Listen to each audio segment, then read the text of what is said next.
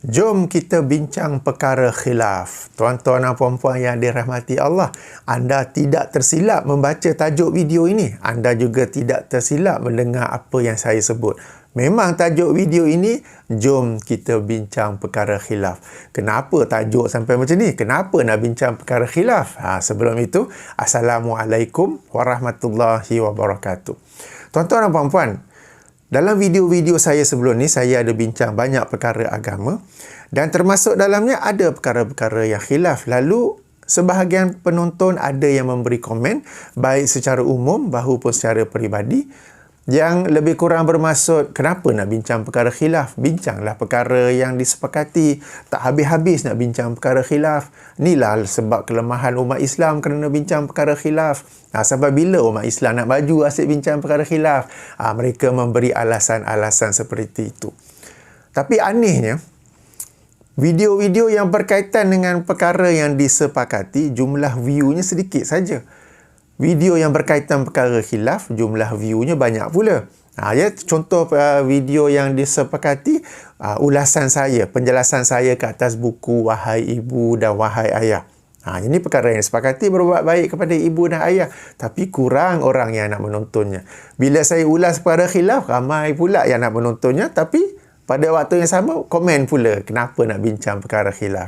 Jadi tuan-tuan dan puan-puan, saya buat video ni untuk menjelaskan bahawa memang kita patut bicara perkara khilaf. Memang patut. Dan ini merupakan salah satu wasiat Rasulullah sallallahu alaihi wasallam. Jangan terkejut ya. Sebelum itu tuan-tuan dan puan-puan, buku-buku saya, video-video saya, kedua-duanya pun ada. Saya bukanlah fokus dalam perkara khilaf sahaja. Jadi perkara yang disepakati pun ada, perkara yang khilaf pun ada. Kedua-duanya kita beri prioriti. Kedua-duanya saya beri keutamaan. Perkara khilaf juga diberi keutamaan kerana adanya hadis Nabi SAW yang menyentuh tentangnya. Baik, apakah hadis itu? Hadis itu daripada Al-Irbad bin Sariyah, sebuah hadis yang masyhur. Kalau rujuk hadis 40 Imam Nawawi, hadis nombor 28, di mana beliau menceritakan pada satu hari kami solat bersama Rasulullah sallallahu alaihi wasallam, dan selepas solat baginda berpaling menghadap kami, berpusing menghadap makmum, lalu baginda memberi nasihat yang sangat menyentuh hati sehingga berlinang air mata dan bergetar hati kami.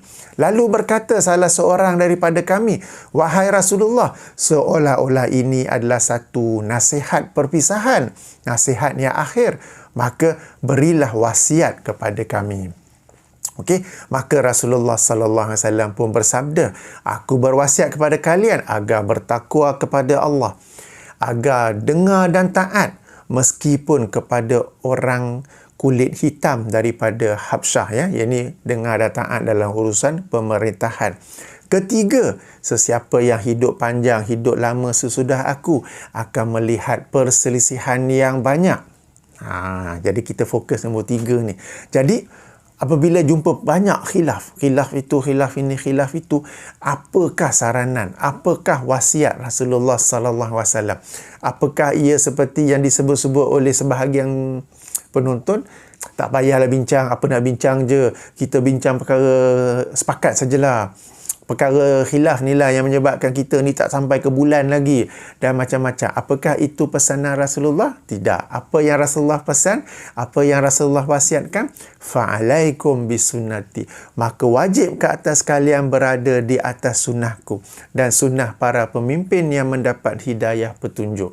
Peganglah kepadanya.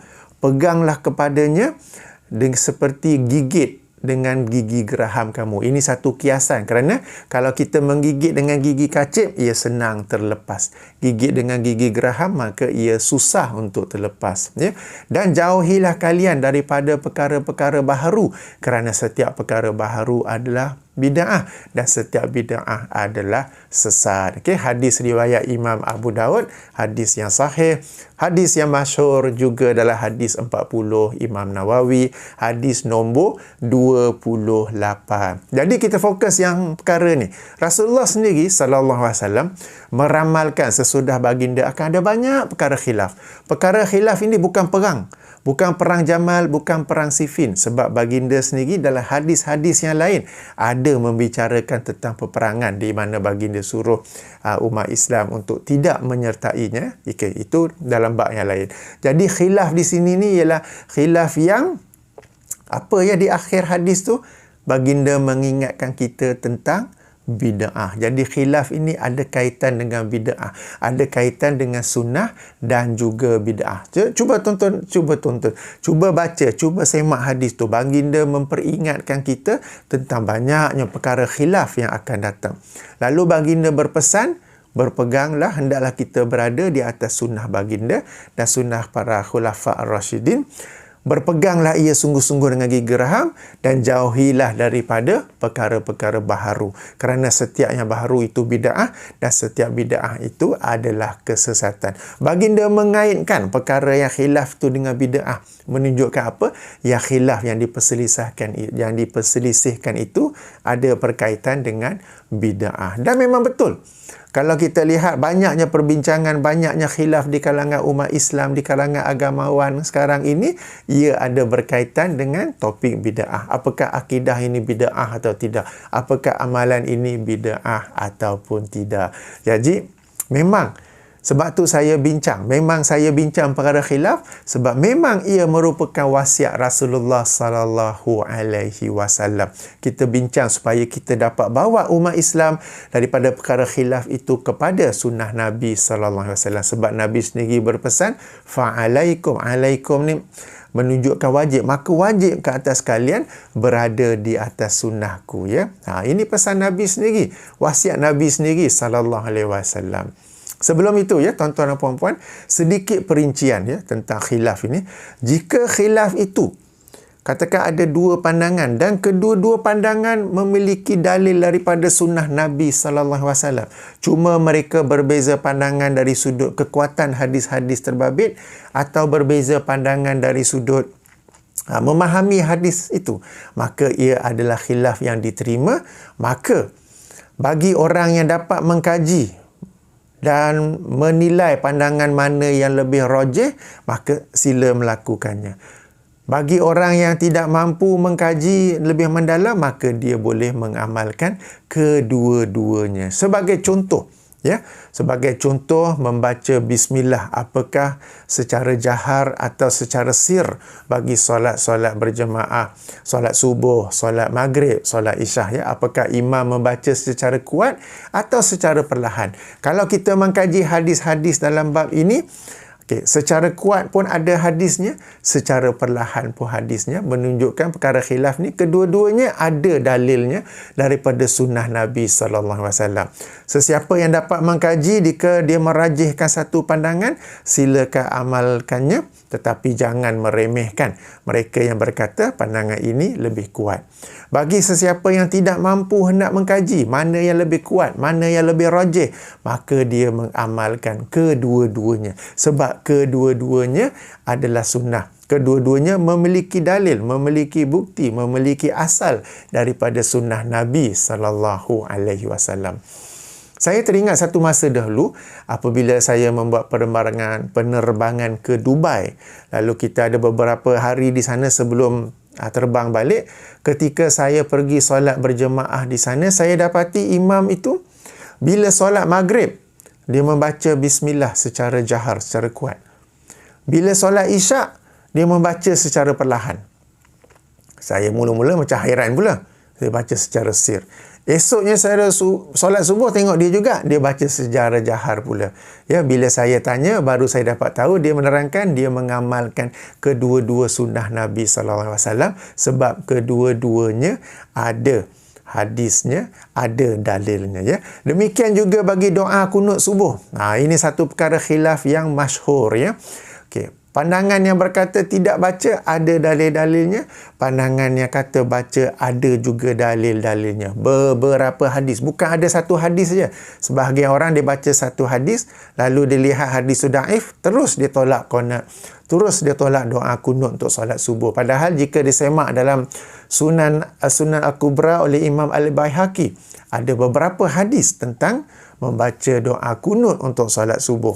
Kalau kita lihat kitab Al-Majmu' oleh Imam An-Nawawi, ada beberapa hadis tentang membaca doa kunut untuk solat subuh dan Imam Nawawi mensahihkannya, ya. Jadi bukan ada satu dalil saja, ada beberapa dalil.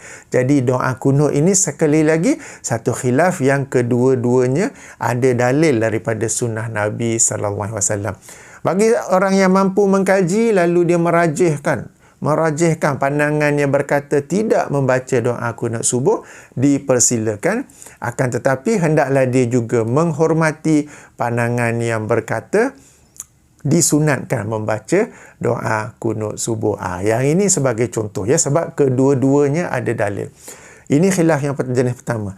Khilaf yang kedua, satu ada dalil daripada sunnah Nabi SAW, satu lagi tak ada dalil. Maknanya ada dua pandangan, satu ada, satu lagi tidak ada. Maka untuk kes seperti ini, kita ikut wasiat Nabi SAW, fa'alaikum bisunnati. Maka hendaklah, maka wajib ke atas kalian berada di atas sunnahku. Sebagai contoh, bab zikir Allah, Allah, Allah.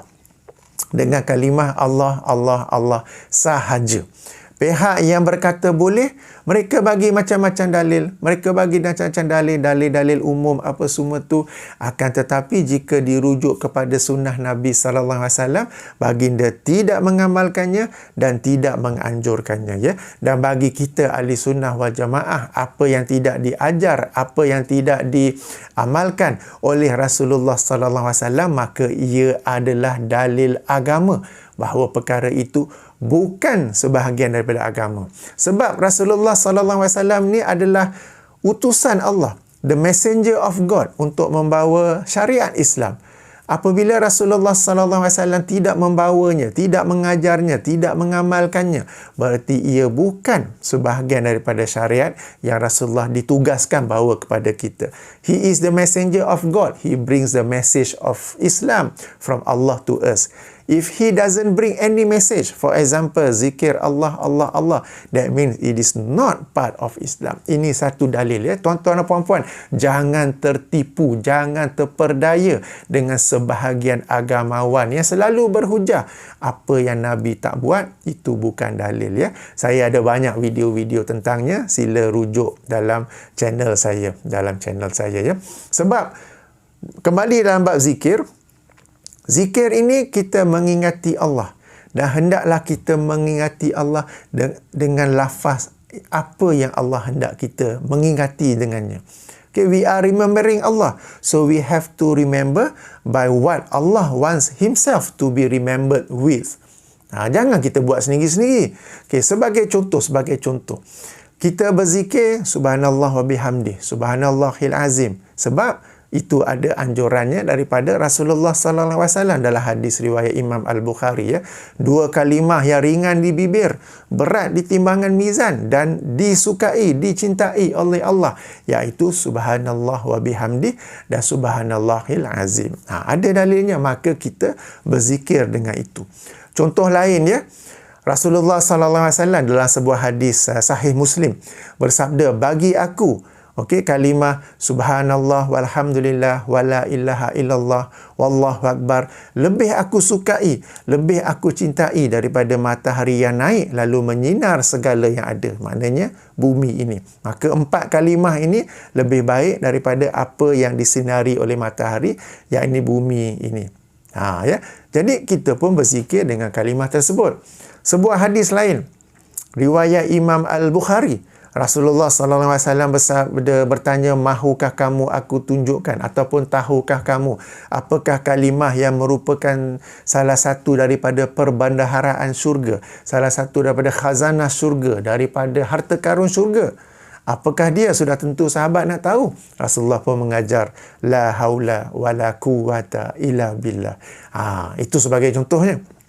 Okey, contoh yang lain, zikir sebagai contoh dalam hadis sahih Muslim, ya. Rasulullah SAW bersabda, sebuah hadis yang panjang, sebahagian daripadanya, kalimah alhamdulillah itu memenuhi timbangan mizan, sementara kalimah alhamdulillah, subhanallah walhamdulillah, ia memenuhi apa yang ada antara bumi dan langit. Jadi ada anjurannya ya. Hadis Sahih Muslim ni boleh juga dirujuk dalam hadis 40 Imam Nawawi, hadis nombor 23. Jadi ini beberapa hadis yang menganjurkan zikir, maka kita berzikir dengan apa yang dianjurkan. Sebab apabila Rasulullah menganjurkan, berarti itulah kalimah-kalimah yang Allah suka dirinya diingati dengan kalimah tersebut, dan ia bukan sekadar anjuran kosong, di sebaliknya ada fadilat, ada keutamaan yang sangat besar, ya, sangat besar. Sebagai contoh, la ilaha illallah, kan kita semua tahu, siapa yang kalimah ucapan akhirnya la ilaha illallah lalu dia meninggal dunia, maka ia memasuki syurga. Jadi kita pun biasa la ilaha illallah, la ilaha illallah. Sebab kita tidak tahu bila malaikat maut akan datang jumpa. Jika malaikat maut datang jumpa sementara kita sedang berzikir la ilaha illallah, sudah tentu ia satu keutamaan yang besar kepada kita, ya. Jadi ini bezanya dengan kalimah Allah, Allah, Allah. Dari sudut teorinya, dari sudut bahasa ke apa ke, ya memang betul, memang baik. Tetapi Allah dan Rasulnya tidak pernah menganjurkan zikir dengan Allah, Allah, Allah. Jadi bila kita bincang, ya, hukum zikir Allah, Allah ni memang ada khilaf, memang ada khilaf. Tapi apa yang pesan Nabi SAW bila berhadapan dengan khilaf? Fa'alaikum bisunnati. Apakah sunnah Nabi SAW menganjurkan zikir Allah, Allah, Allah? Tak ada. Maka tak ada, kita tinggalkan. Habis cerita. Habis cerita, tak payah bincang panjang. Mereka akan bawa dari sudut bahasa Arab lah, dari sudut dalil inilah, dalil itulah. Di akhir zaman tidak ada lagi manusia yang sebut Allah, Allah. Maknanya tak ada Muslim langsung. Kan? Sebab dalam satu lafaz lain, dalam Musnad Ahmad, tidak ada lagi yang menyebut la ilaha illallah. Maknanya tidak ada lagi Muslim di muka bumi ini. Bukannya menyuruh zikir Allah, Allah, Allah. Okay?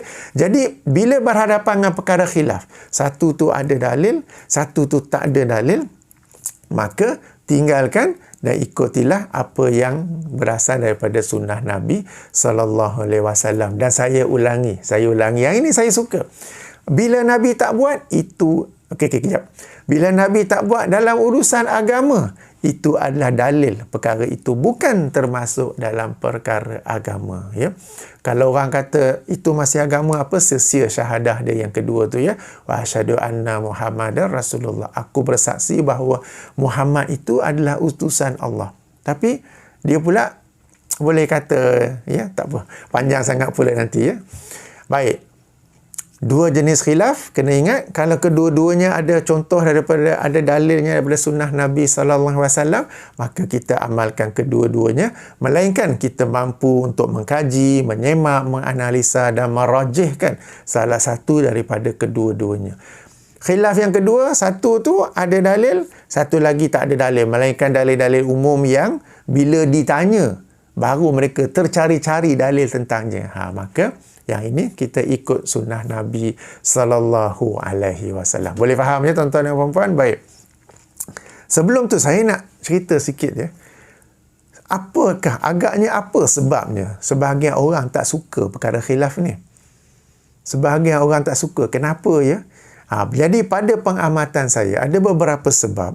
Sebab yang pertamanya, dia sendiri tak menguasai perkara khilaf itu.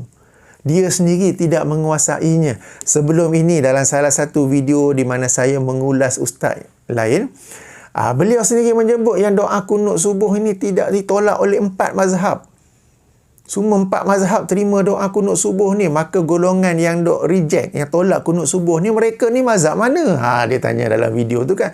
Ustaz pun tidak menguasai persoalan kunut subuh ni. Padahal kunut subuh ni seperti yang saya jelaskan, ditolak oleh mazhab Hanafi dan juga Hambali. Diterima oleh mazhab Syafi'i, diamalkan selepas rukuk.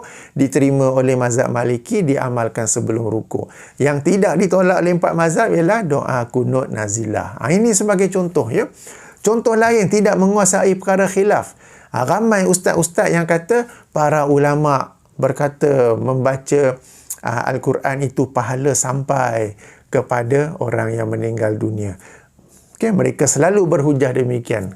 Padahal kalau kita semak, kita akan dapati kalau betul para ulama tu kata sampai, itu adalah bagi seseorang yang membaca secara berseorangan dan bukannya membuat satu majlis penghantaran pahala. Ada beza kat situ. Ya, ada beza di situ tu ya.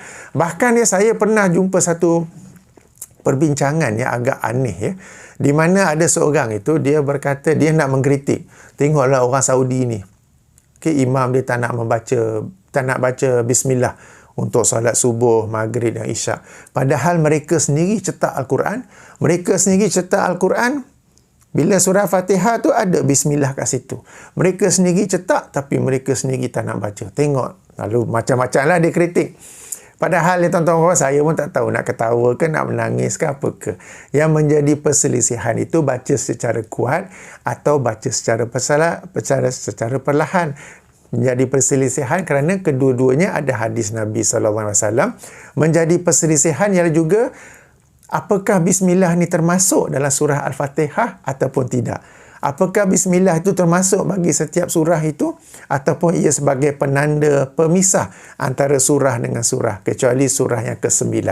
Jadi perkara ini dibincang oleh para ulama dari dulu lagi. Ia tak ada kaitan sama ada Quran itu dicetak dengan bismillah atau tidak. Quran memang dicetak secara bismillah. Bahkan Quran dalam phone yang menggunakan aplikasi pun ada bismillahnya. Tak ada kaitan pun dengan itu. Ya, bismillah itu dibicarakan apakah ia termasuk surah Al-Fatihah ataupun tidak. Saya sendiri sebelum ini ada satu video, ada satu kuliah tafsir surah Al-Fatihah di mana di dalamnya saya ada menerangkan perselisihan tentangnya. Tuan-tuan dan puan-puan boleh merujuknya ke sana. Jadi ringkasnya, sebahagian orang, termasuk sebahagian, bukan semua, termasuk sebahagian ustaz dan ustazah, mereka tak suka perkara khilaf sebab mereka sendiri tidak menguasai perkara khilaf. Apatah lagi dalil-dalil yang melatar belakangi perkara khilaf tersebut. Bukan sekadar mazhab ni kata apa, mazhab ni kata apa, tetapi apakah dalil bagi mazhab ni? Apakah dalil bagi mazhab ni? Kenapa mereka berbeza pandangan? Mereka tidak menguasainya, tuan-tuan dan puan-puan. Sebab tu mereka takut nak bincang. Lalu mereka pun menakut-nakutkan orang awam, jangan bincang perkara khilaf. Jangan bincang perkara khilaf. Sebab mereka sendiri tidak menguasainya. Itu yang pertama. Yang kedua, kenapa takut perkara khilaf? Takut terbukti salah. Sebab Nabi dah pesan, bila berhadapan khilaf, ikut sunnahku. Dan sunnah Nabi ialah sekian-sekian-sekian. Bukan apa yang mereka amalkan. Lalu mereka takut. They cannot face the realities. Takut untuk berhadapan dengan realiti sebenar. Nabi dah pesan dan mereka sendiri tahu hadis tu. Sebab hadis tu masyhur, ada dalam hadis 40 Imam Nawawi. Bila berhadapan khilaf, fa'alaikum bisunnati. Dan sunnah Nabi ialah, alamak, lain dengan aku ajar. Lain dengan kebiasaan masyarakat yang aku duk ajar. Macam mana ni? Lalu takut berhadapan dengan fakta sebenar, maka mereka melarikan diri daripada khilaf dan mengajak orang-orang untuk melarikan diri daripada khilaf. Jom kita bincang perkara ijma' saja. Jom kita bincang perkara yang disepakati saja ya. Ini alasan-alasan yang sebenarnya ada sebab di sebaliknya. Tapi ini untuk sebahagian ustaz dan ustazah. Sebahagian agamawan. Bukan semua ya. Sebab sebahagian agamawan memang mereka menguasai perkara khilaf. Memang mereka boleh bincang. Okey, mazhab ini berkata, tadi saya buat satu video kan sebelum ini tentang memasukkan air, berkumur-kumur dan masukkan air dalam hidung ketika berwuduk. Apakah ia wajib ataupun sunat? Mereka menguasai. Mereka yang berkata wajib dalilnya sekian-sekian-sekian. Mereka yang berkata sunat dalilnya sekian-sekian-sekian. Mereka menguasainya. Sebahagian orang tak tahu. Mereka hanya tahu itu sunat. Mereka tak tahu ada khilaf di sebaliknya. Bila dah tahu khilaf, mereka tak tahu pula apakah dalil yang digunakan oleh mereka yang berkata ia wajib. Tidak tahu apakah dalil yang digunakan oleh mereka yang kata sunat. Lalu takkan aku nak kata, aku tak tahu, aku ni ustaz. Nanti orang tak panggil aku kuliah lagi dah. Tak panggil jemputan sana sini lagi dah. Kan? Jadi ada faktor di sana. Ya? Jadi tuan-tuan dan puan-puan yang dirahmati Allah, apabila dengar ada agamawan yang menyeru jauhi perkara khilaf, semak dulu. Mungkin dia sendiri tak tahu perkara khilaf itu. Dia tidak menguasai perkara khilaf itu. Mungkin dia takut berhadapan perkara khilaf itu sebab Nabi telah berpesan bila berhadapan perkara khilaf, fa'alaikum bisunnati. Mereka takut ya. Jadi mereka tak mahu tak baik pula sebut banyak-banyak kan. Jadi yang penting ini sebahagian agamawan ya, sebahagian lagi memang menguasainya, mereka dapat bincang ia dengan adil, dengan ilmiah, dan agamawan seperti itu kita beri perhatian, kita akan dapat ilmu yang banyak daripada mereka, insya-Allah. Baik, so sehingga sini saja yang ingin saya sampaikan. Jom bincang perkara khilaf ya. Subhanakallahumma wa bihamdika asyhadu an la ilaha illa anta astaghfiruka wa atubu ilaika. Assalamualaikum warahmatullahi wabarakatuh.